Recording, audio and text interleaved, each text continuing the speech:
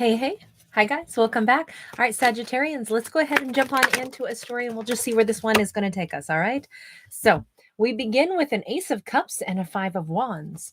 My instant impression is that somebody is kind of tired and done um, with either not feeling good enough or feeling like they're not allowed to pour into themselves. This is somebody who wants to actually believe in love and they don't really want maybe to continuously hear about how crummy everything is, how people aren't reliable, how I just feel like this is a character who's like, there's so much good all over the place. I really am done hearing other people's perspectives of negativity and trying to help other people work through problems that they don't want to work through sometimes. I feel like this Sag maybe is a magnet for individuals that bring their drama and their problems to Sagi's doorstep, possibly because Sag has a really powerful optimism to them, but a really sincere way of like, you know, giving good energy to others, giving good energy to their own life. And I feel like you notice how all these people keep taking their turn to get into Sag's like forefront of Sag's mind. And it's almost like Sag is kind of tired of dealing with the problems other people bring to the table. Almost like, look, if you don't really want to work on the problem, you just want to bring more of the conflict. I think I'm kind of done sifting through it. Maybe this has been a good exercise for Sag. Maybe this is a Sag who actually helps other people find answers to conflict. Like maybe they are some kind of a life coach, or maybe they are the kind of character who is like, working in a capacity where they assist others in like resolving problems. But I have to say that right here, Sag is kind of like, I think it's time for a change. 5 is a number of change. And so it really looks to me like this Sag is kind of going, I don't know that I want to deal with people that perpetually bring problems to my doorstep. Um, so that I can help them get centered. We've got that Sag energy loud and clear here of the Temperance card, right? But we have one bird is coming in, the other bird is flying away. I almost think, well, we've had 8 of Cups after this. I'm really inclined to say that Sag is considering turning off their phone so that family members can't call one after the other, friends, everybody who's got a problem and they want to get to Sag so that Sag can listen to their woes and then make them feel better.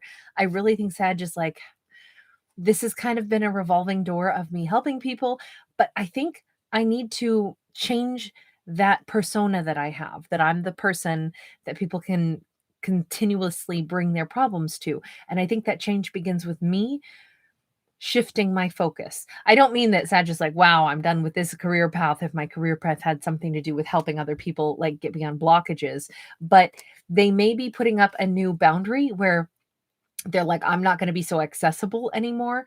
I really need to take time for my own life. Definitely take time for my own life because this is like, I think Sag needs to punch the time clock. And when they leave, that's it. They're not going to keep giving to people that want, it's like sometimes people go home from work, but they never are off work because whatever their skill set is, they get asked by everybody to do that thing for them when they're off work as well. It kind of has that vibe to me. And I think this Sag is learning that, hey, I really need to make myself less accessible during times that are my time. That's how I would say this. We got a Queen of Swords that's all about boundaries, and we got a King of Wands. I think it's time that this Sag puts their energy toward their own love life, toward their own private life.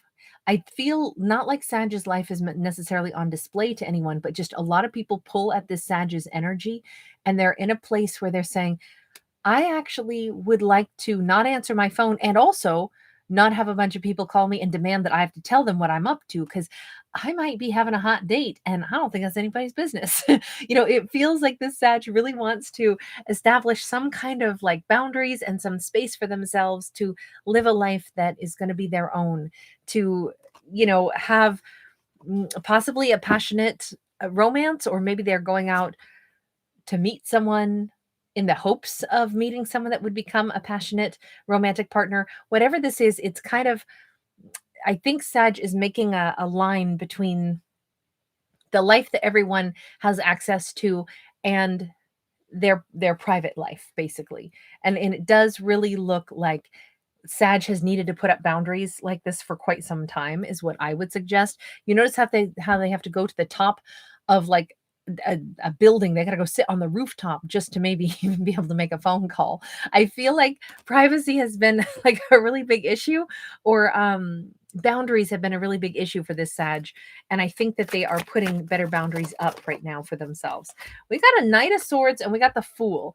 Um, if Sag has this idea in their mind that, look, I want to talk to someone and I don't want to explain myself to anybody else. I don't want friends and family asking me, so how'd the date go? Or wait a second, you're talking to that ex again, or whomever this is.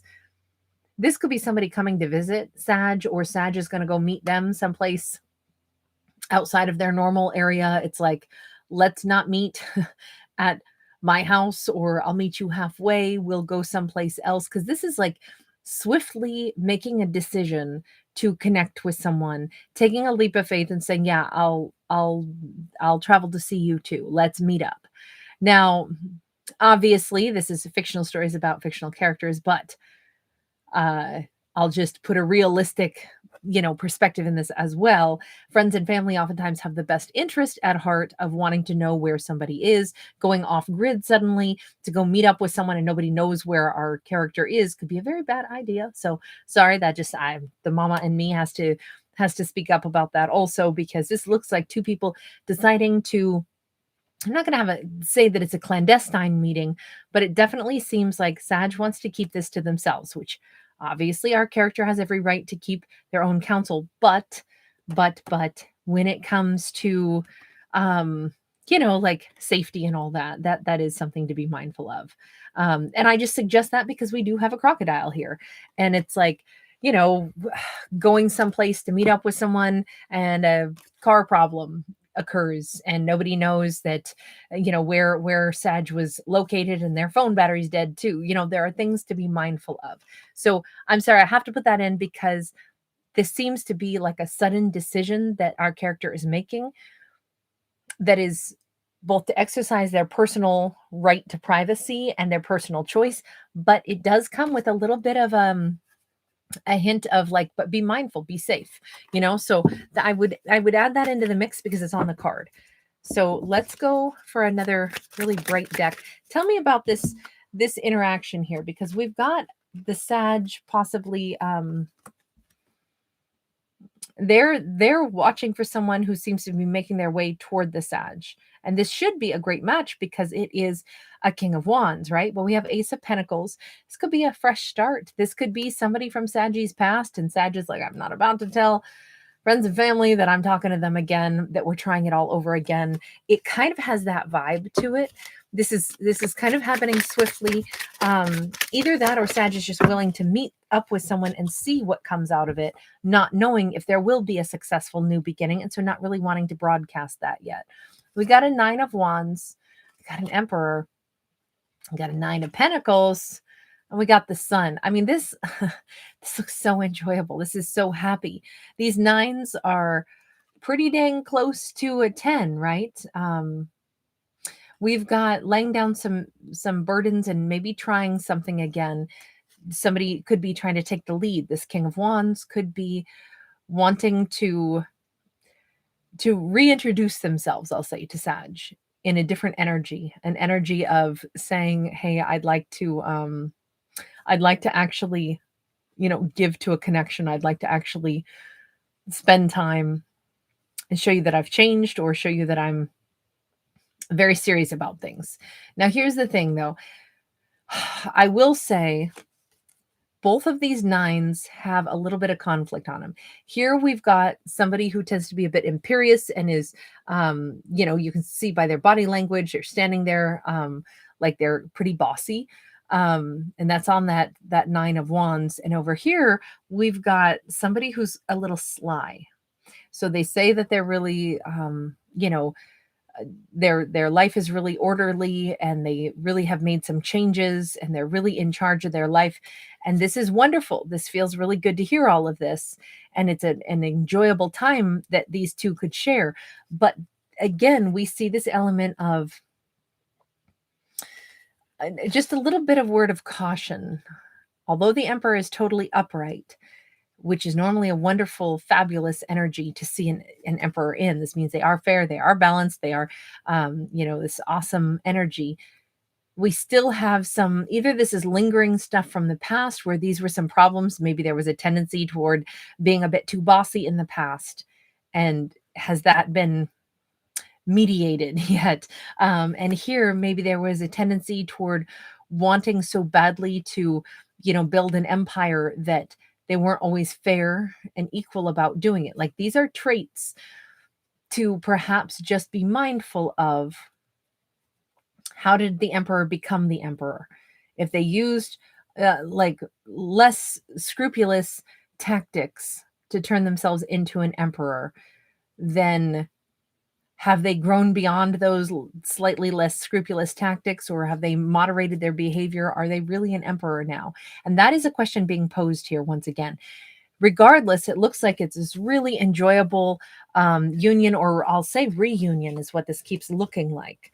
This feels like somebody who wants very much to spend time with Sag. And here's what I would say about this story. What we've already seen is like every character has their flaws, their problems, their things that they bring to Saggy's door. Sag kind of helps people work through stuff. Sag wants their own personal freedom to reconnect with someone, deal with somebody, choose to give something a second chance if they want to, choose to get to know someone who admittedly they themselves, this emperor, may not be perfect. But does it make Sag happy? That's kind of, we're somewhere in between, like what's a good idea for our Sag, what makes them happy versus what is like going to be really worthy of their time. And that still remains to be seen. Right now, it looks like this is lovely and that this is something Sag wants. However, we do have a 3 of Wands and a High Priestess. Give love, get love. Good to see you, honey. Thank you. Thank you so much for being here. What a lovely, lovely message. Thank you.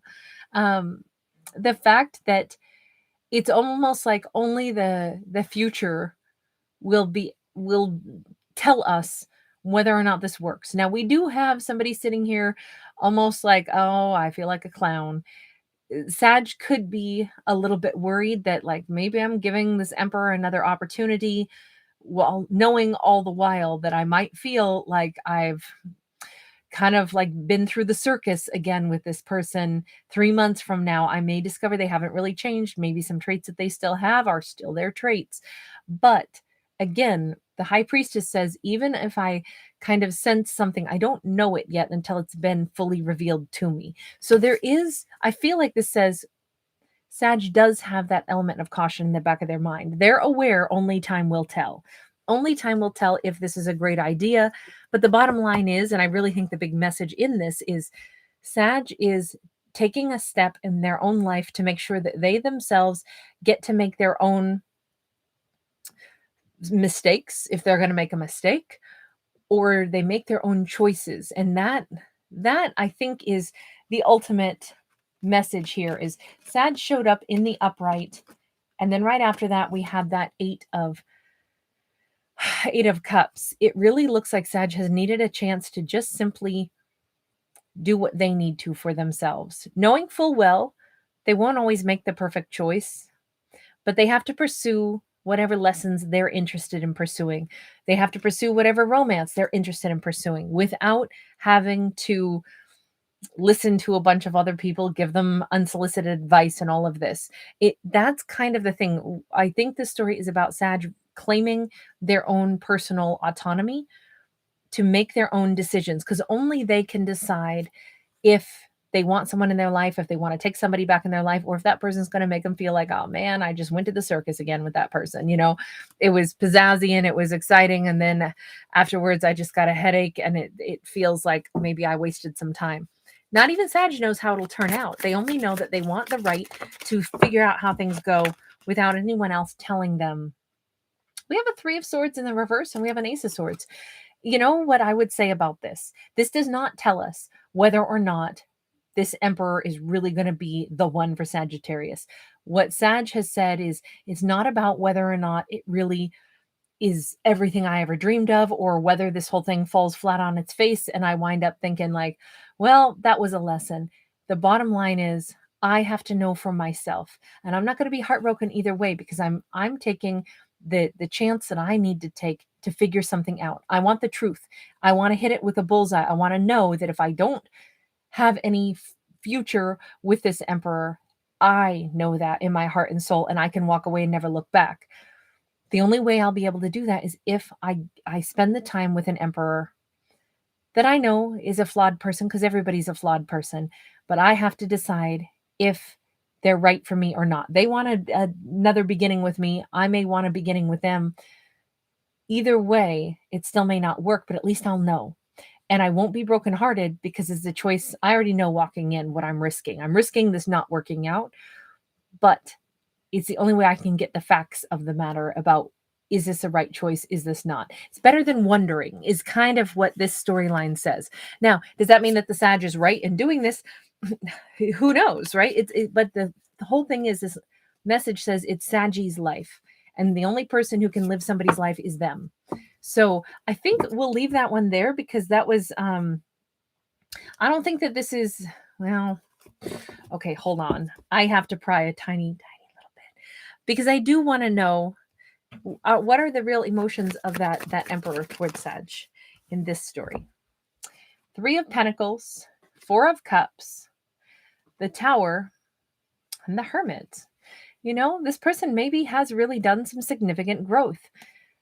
They do seem to genuinely want to work on things. They do seem genuinely to feel like there's a big disappointment that things didn't go better the first time around with Sag. There's a ton of ego that has dropped. And it kind of looks like this person has become quite a bit more spiritual. And if they had some things to heal in themselves, they may still be in a healing process, is the one problem with this. The Hermit is upright still. They may be trying to come back into Saggy's life a little prematurely, because this card is still upright. But they have grown enough to certainly recognize the value of Sag in their life, and the regrets that they weren't already ready for something more. And they certainly probably did have some ego, which we already saw that hinted at in this. But they're still working on themselves.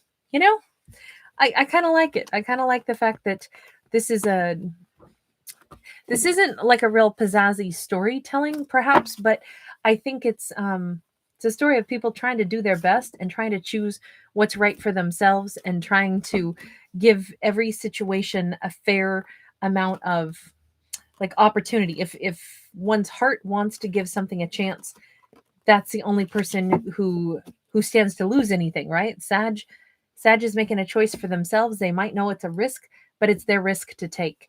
And in the meantime, this emperor seems to be really wanting something of substance for all the right reasons. Are they ready for it yet?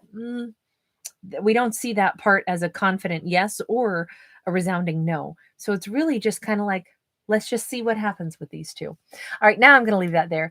Thank you guys so much for being here. Lots of love to everybody. I appreciate each and every one of you. If you do enjoy the channel, please don't forget to give it a thumbs up and subscribe. Jessica Sweezy, thank you, honey. So good to see you. You're such an angel. Really nice to see you guys. Hey, Joe, good to see you.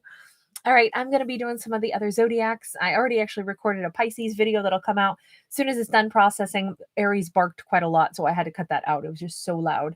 But I think we're doing Scorpio next, so I'll see you live for that one next. Bye.